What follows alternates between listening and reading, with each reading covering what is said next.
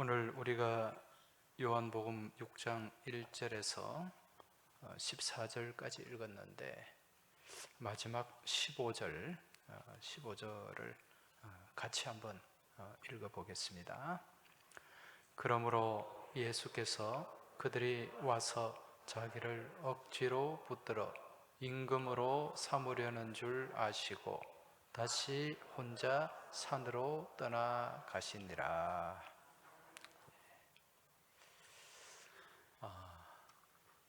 여러분도 잘 아시다시피 성경은 우리 인류의 역사 가운데 펼쳐진 많은 사건들을 배경으로 하고 있습니다. 그래서 이 성경과 역사는 서로 뗄래야 뗄 수가 없는 관계라고 할 수 있습니다. 하나님의 이 통치하심, 하나님의 역사하심이 이 성경 가운데 그대로 담겨 있는 거죠. 그래서 이 역사 가운데 그대로 담겨 있는 것입니다. 그래서 이 역사를 다르게는 이제 하나님의 이야기다, 그분의 이야기다, 그렇게 얘기를 하는 것입니다. 우리가 읽고 있는 이 신약 성경의 말씀은 그 당시 로마 제국의 역사를 배경으로 안고 있습니다. 그래서 이 로마의 역사, 로마의 이야기를 빼고 또 성경을 바라보는 것은 어렵다는 거죠. 이러한 로마의 역사를 잘 정리한 책이 한 권 있는데 그 책은 그 일본인이죠. 시오노 나나미라고 하는 여성이 쓴 로마인 이야기라고 하는 책입니다. 한 권이 아니고 한 16권인가 굉장히 양이 많아요. 이 책을 보면 이 로마의 역사를 아주 알기 쉽게 그렇게 잘 또 해설을 해놓고 또 그 역사적인 전개를 잘 펼쳐가고 있는데, 이 책에 보면 예수님이 탄생해서 활동하던 시기, 예수님께서 공생애를 살아가던 그 시기는 이제 로마의 초대 황제와 두 번째 황제가 통치하던 그 시기입니다. 여러분, 로마의 초대 황제가 누굽니까? 아우구스투스. 이 성경에는 가이사 아구스도라고 나오죠. 그리고 두 번째 황제가 지난 시간에 우리가 살펴본 티베리우스, 가이사 티베리우스입니다. 성경에는 디베료 이렇게 기록이 되고 있습니다. 이 당시 로마 제국은 인류 역사상 그 어떤 나라도 갖지 못했던 막강한 군사력과 지배력을 가지고 있었어요. 그래서 로마 황제는 신으로 추앙을 받았고, 또 로마의 시민권은 그 어떤 나라 백성도 갖지 못하는 특별한 권익을 가지고 있었습니다. 여러분, 사도 바울도 로마 시민권을 가지고 있었죠.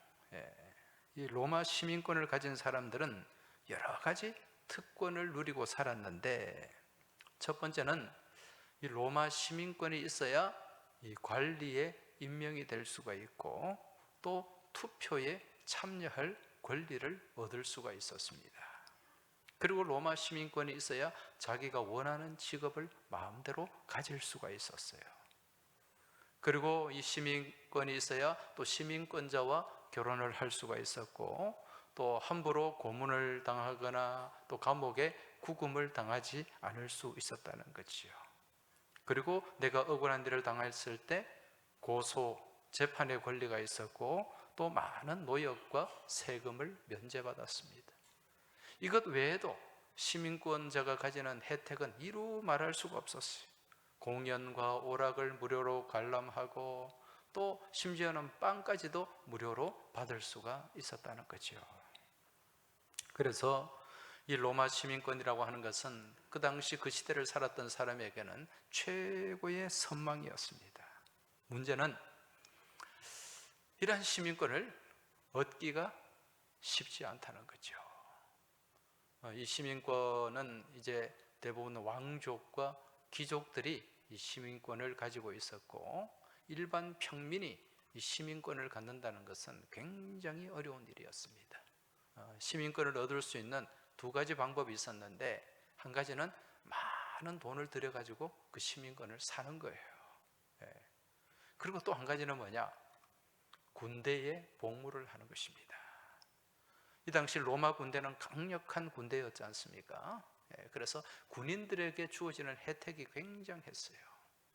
그래서 로마 군대에 입대를 해가지고 25년 동안 여러 전장들을 거치면서 또 그렇게 전공을 세우면은 이제 이 25년 복무한 군인에게 동판으로 만든 시민권을 주게 됩니다.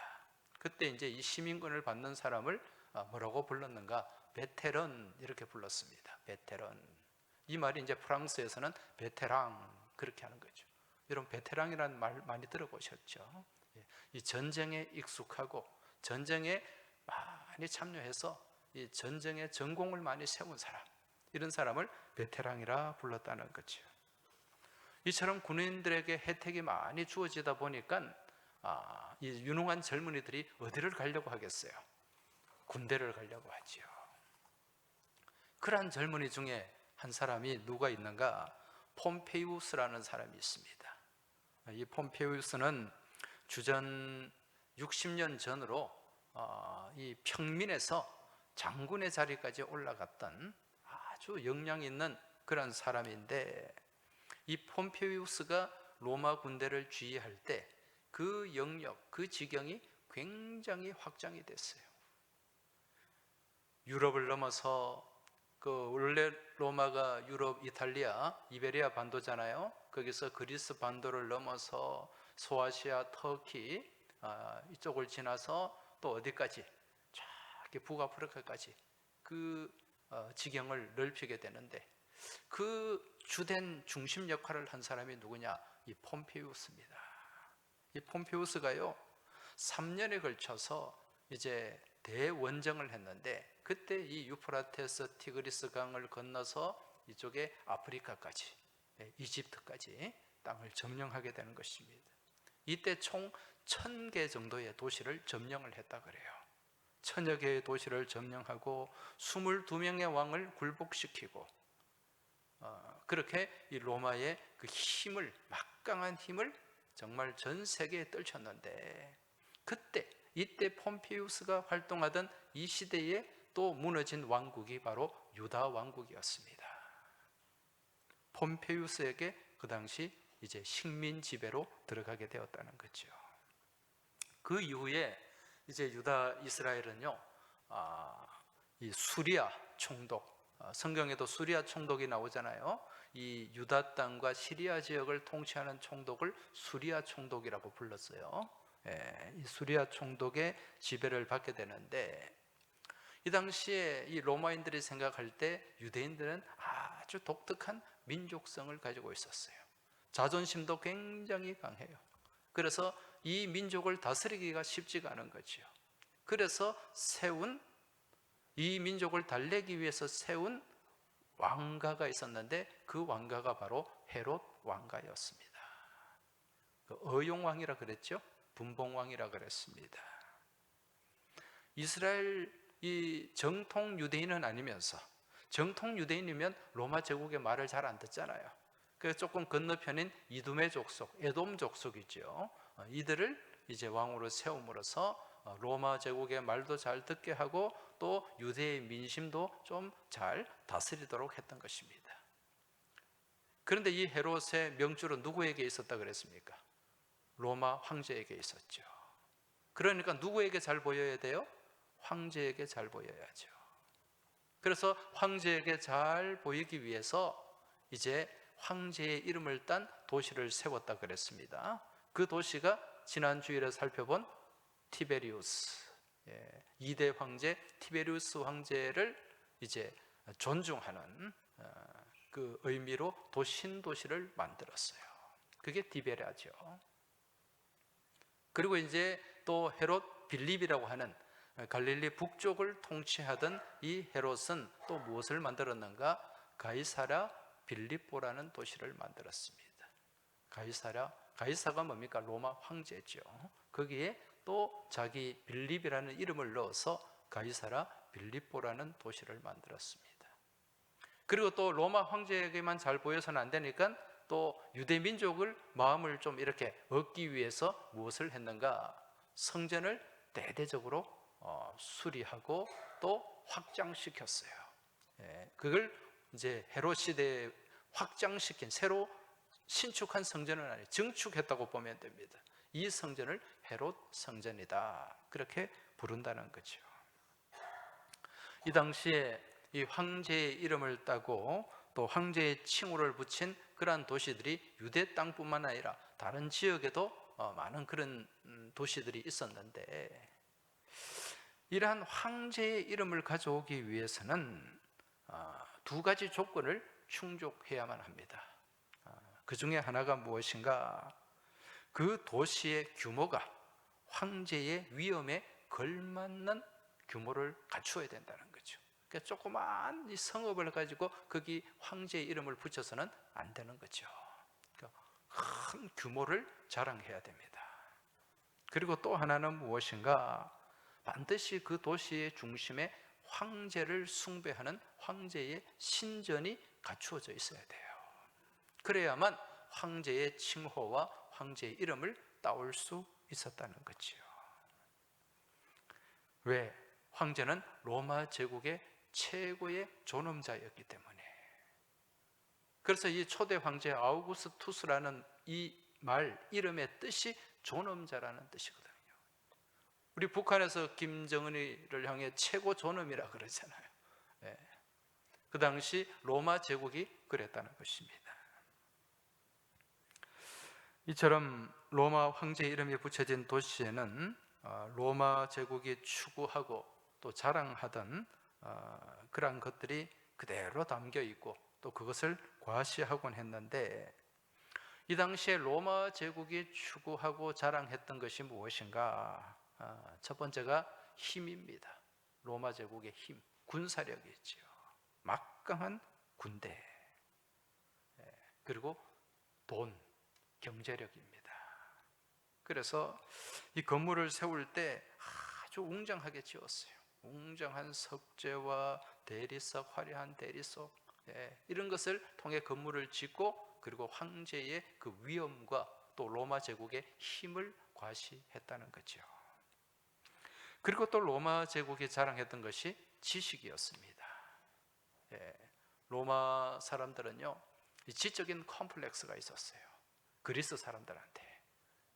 그래서 이 그리스 사람들을 부러워하면서도 또 그들이 부족했던 것을 채우기 위해서 지식을 장려하고 또 많은 도서관을 세웠던 거죠. 그래서 도시마다 대형 도서관이 건립이 되곤 했습니다. 그리고 이제 또 로마 제국이 추구했던 것이 무엇인가? 그것은 육체의 아름다움이었습니다. 로마 시대에 보면은 이 남녀가 벌거벗고 막 이 육체의 건강미를 자랑하는 그런 조각상들이 많이 만들어졌어요. 도시마다 그런 조각상들이 곳곳에 세워져 있었습니다. 이건 무엇을 나타내는가? 어떤 인간의 어떤 육체적인 아름다움, 외적인 아름다움이죠. 그리고 또 이러한 육체적인 건강미를 통해 가지고 쾌락을 추구하는 그러한 이 사회적인 풍토, 정신이 거기에 담겨 있었다는 거죠. 이게 바로 황제의 도시입니다. 황제의 도시 무엇입니까? 힘, 경제력, 돈, 그리고 세상의 지식, 그리고 인간의 육체의 아름다움과 쾌락. 이것이 황제의 도시가 갖고 있던 기준이요, 가치였다는 것입니다. 그러한 기준과 가치로 만들어진 도시 중에 하나가 바로 성경에 등장하는 디베랴라고 하는 도시라는 거죠. 오늘 우리가 읽은 본문에도 디베랴라는 말이 나옵니다. 6장 1절을 보면 그 후에 예수께서 디베랴의 갈릴리 바다 건너편으로 가시매 이렇게 말씀합니다. 성경에 보면은요, 이 디베랴라는 말이 많이 등장하지 않아요. 딱 3번 등장합니다. 어디에 등장하는가? 2번은 오늘 본문 6장에 나오고요. 나머지 한 번은 지난 주일날 우리가 살펴보았던 요한복음 21장에 나옵니다. 딱 3번 등장하는 거예요. 당시 유대인들은요, 이 디베랴라는 말을 자주 사용하지 않았습니다. 왜? 그들은 민족 자존심이 있었기 때문에. 그들이 쓰는 갈릴리 호수라는 좋은 이름이 있고, 또 구약시대 때부터 내려온 게네사렛이라고 하는, 이 게네사렛은 하프를 의미하는 거예요. 갈릴리 호수가 하프처럼 생겼거든. 그래서 게네사렛이라는 이름도 있는데 굳이 디베랴 이런 이름을 부를 필요가 없었던 거죠. 그런데 이 사도 요한은 유대인이잖아요. 유대인이면서도 그럼에도 불구하고 이 디베랴라는 말을 사용하는 것은 여기에 담긴 특별한 의미가 있다는 거예요. 오늘 우리는 그 의미를 한번 생각을 해봐야 됩니다. 1절 말씀 보신 것처럼 그 후에 예수께서 디베랴의 갈릴리 바다 건너편으로 가시매 이렇게 말씀하는데, 지금 이 말씀은요, 디베랴에서 바다 건너편으로 배를 타고 가셨다, 그 말씀이에요. 디베랴에서 디베랴 건너편으로 가셨다. 그곳이 어디인가? 베세다라고 하는 지역입니다. 여러분, 오늘 이 6장의 말씀은 무슨 사건을 다루는 말씀입니까? 오병이어죠. 이 오병이어 기적은요, 굉장히 중요한 사건입니다. 그래서 성경의 사복음서에 다 등장하고 있어요.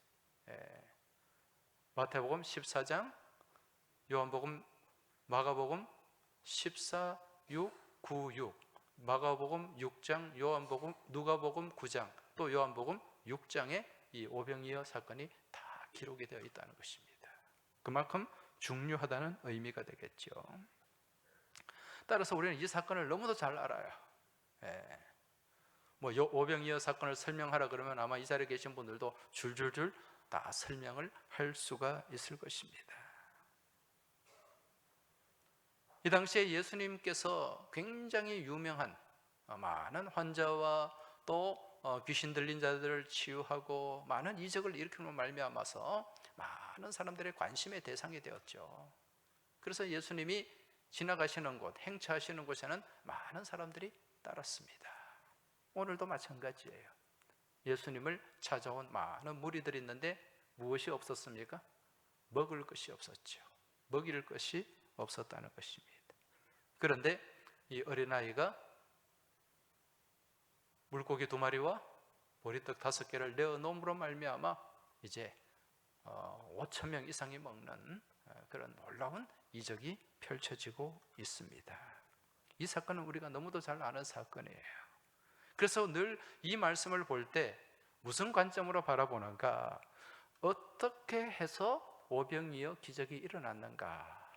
여기에 이제 포인트를 두고 말씀을 보고 또 많은 목사님들이 또 말씀을 전하곤 하십니다. 근데 오늘은 조금 다른 관점으로 보려고 해요. 무슨 얘기인가? 지금까지 이 오병이어 기적이 어떻게 일어났느냐에 관심을 두었다면 오늘은 이 기적이 어디에서 일어났는가? 이걸 우리가 한번 눈여겨봐야 된다는 거죠. 이 기적의 자리가 어디인가? 여러분, 오병이어 기적의 자리는 어디입니까?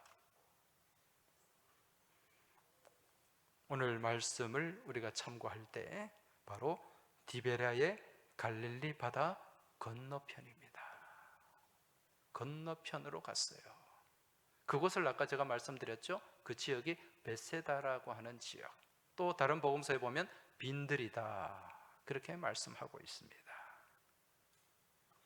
굳이 지금 사도 요한이 이 말씀 가운데 디베랴의 갈릴리 바다 건너편이라는 표현을 쓴 것은 여기에는 특별한 영적 의미가 있다는 거죠. 여러분, 그게 뭘까요? 이곳 디베랴는 어떤 곳입니까?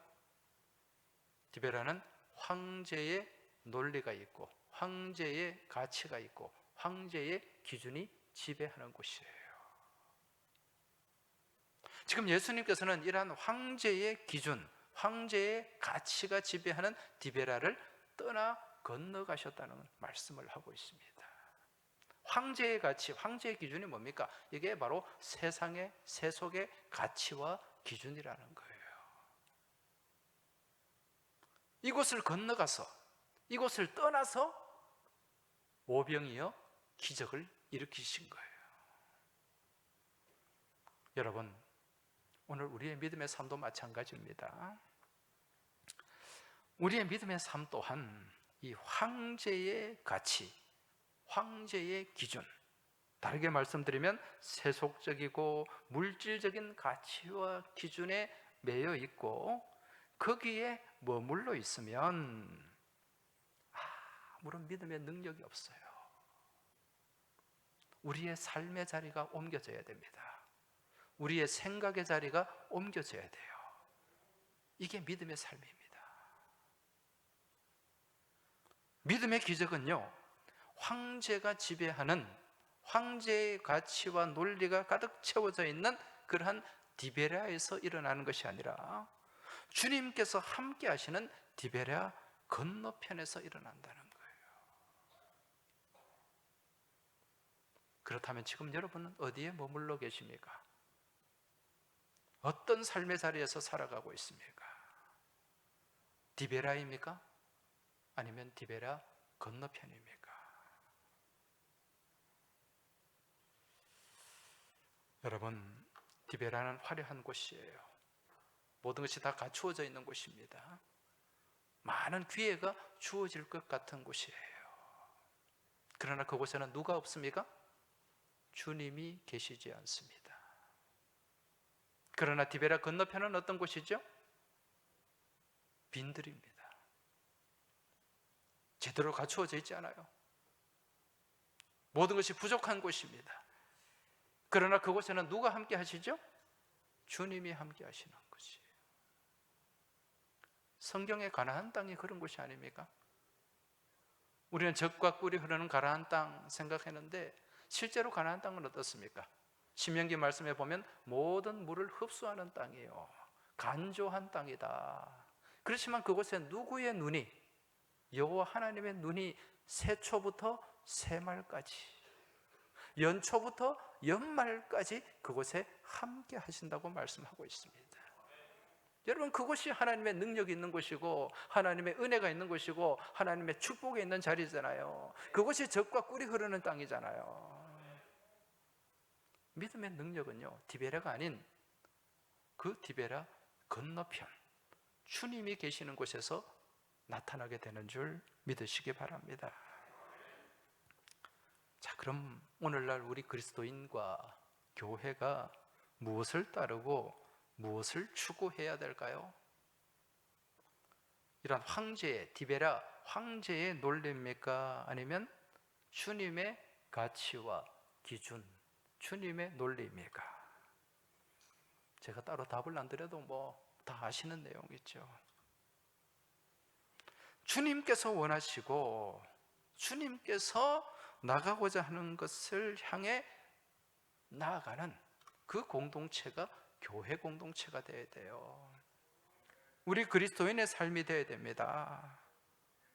겉으로는 주님을 따른다고 하면서도, 주님을 믿는다고 하면서도 주님의 가치와 주님의 기준을 따라가는 것이 아니라 황제의 가치, 황제의 논리를 가지고 믿음 생활을 하고 또 교회를 바라보는 그런 눈길들이 얼마나 많은지 모릅니다.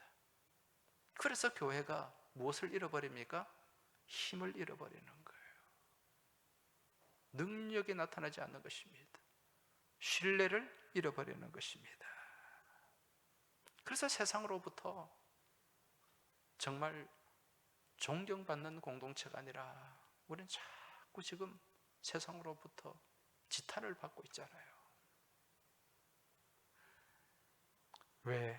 주님의 가치가 아니라 황제의 가치를 따르고 있기 때문에. 여러분, 그러한 자리에는 주님이 함께 하시지 않습니다. 오늘 본문 15절을 우리가 같이 읽었는데 15절 말씀 다시 한번 보시면, 그러므로 예수께서 그들이 와서 자기를 억지로 붙들어 임금으로 삼으려는 줄 아시고 다시 혼자 산으로 떠나가시니라. 아멘 하기가 좀 그렇습니다. 예수님이 떠나가셨다고 말씀하잖아요. 지금 오병이어 기적을 바라보고 경험한 많은 사람들이요, 예수님을 억지로 붙들어서 무엇으로 삼으려고 했다? 임금으로 삼으려고 했다. 그러니까 예수님이 그들을 버리고 떠나셨다고 말씀합니다. 무슨 얘기입니까?